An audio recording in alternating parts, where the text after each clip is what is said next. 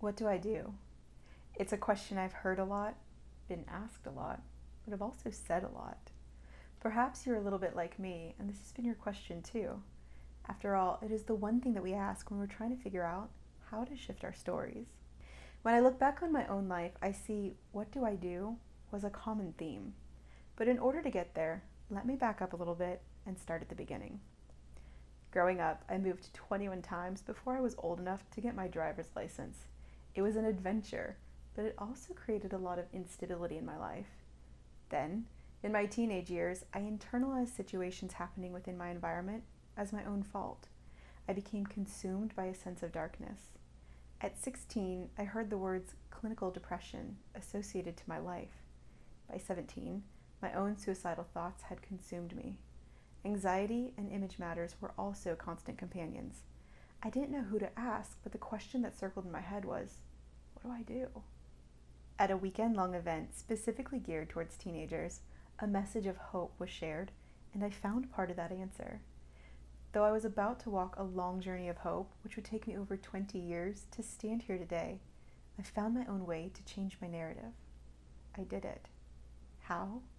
I realized that I had the power to take back the pen of the story of my life and fight through the ugly, awful, messy middle of my then present and make it become part of my past. But it wasn't easy. It took letting people in, finding community, seeking out resources, reading a lot, writing even more, and learning how to process the parts of my story which felt dark. You can only do that when you have light and are able to see clearly. Luckily, I had found that light, and I was part of a community which helped me to remember it, and mentors who helped me to grow along with professional support staff who helped me to heal. Over the next several years, I worked hard on my bachelor's degree in psychology. My first few years of college, I began to not only stay close to my mentors, but also mentor young teenage girls. The funny thing was, I started to realize that my own stories from my own teenage years weren't really all that unique. I began to hear these girls ask the same thing that I did. What do we do? These girls let me into their life, and I began to see their need for someone to listen. After all, that was what I had needed. The weekend event had sparked change for me, but it was the people who helped me to live a new story that made a difference. These girls tried to wrestle out the answer, but I admit, most of the time, they just needed space to be able to ask the question, even if the answer wasn't available yet.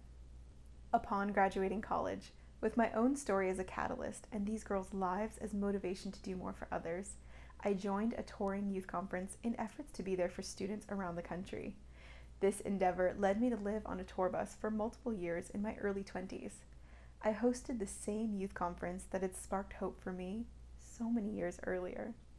Just like the girls that I had mentored, around the country I started to hear the same question. What do I do?